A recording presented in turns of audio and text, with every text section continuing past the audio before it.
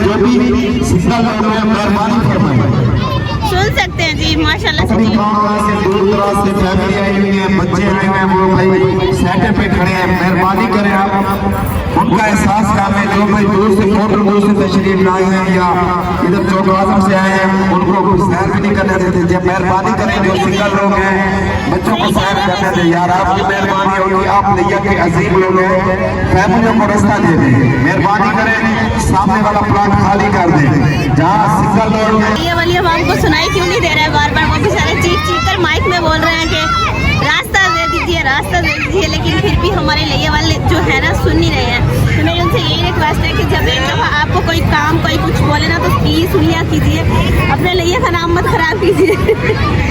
अगर वो आपको कह रहे हैं बार बार रास्ता दें तो सारी बात हम जो ट्रेन जानी है यहाँ से, बच्चे हैं जो झूले वगैरह ले रहे हैं, तो आप रास्ते में आएंगे तो ट्रेन कैसे चलाएंगे?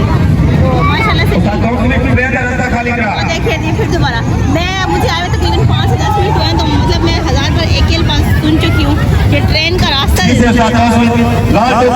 मशहूर है, रास्ता खाली करने का करें। मेहरबानी करो साडी गांव में नीले बने नहीं का मनो करे।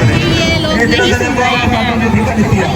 फैमिली प्लेस है, वहाँ पर भी वो कह रहे हैं कि फैमिली वाले भी यहाँ खड़े रहे, बाकी जो रास्ता खाली करा लड़के वगैरह वो यहाँ पर चले गए, लेकिन फिर भी इग्नोर कर रहे हैं, जब इधर से निकाल रहे हैं।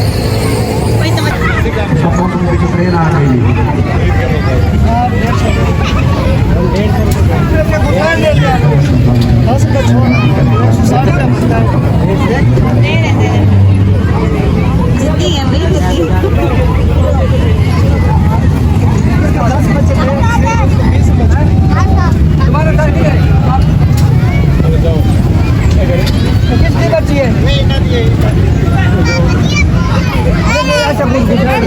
वाले भाई सामने वाले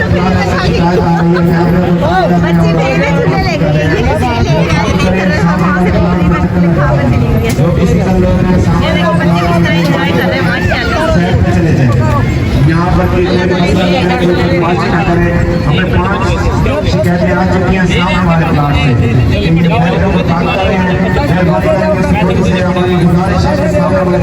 जगह लगा लें। देने तो है लेकिन 10-15 मिनट हमारे मेहमान इंतजार में यार पैसे तो होते हैं, तो 9 बच्चे अभी दिन और 1 मिनट में मार दिया।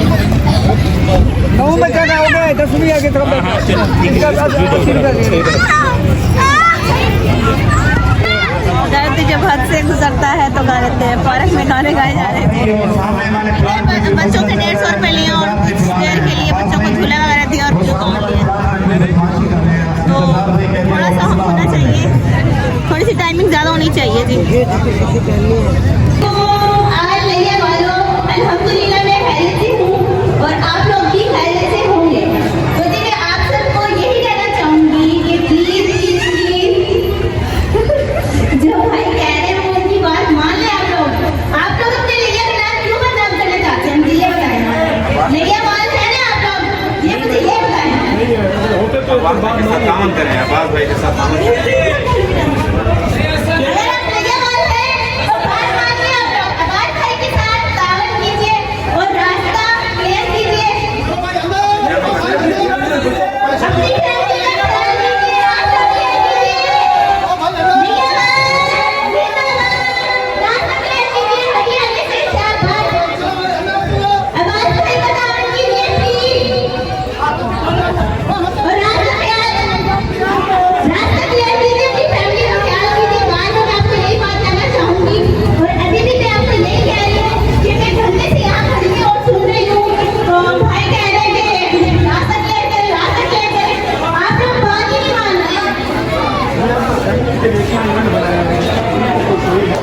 बिल्कुल भी नहीं वालों को शौक नहीं है।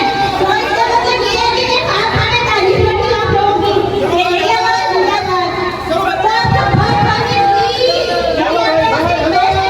जो फैमिली केस है ये खाली कर दे। पुराना मेरी बात मानिए प्लीज।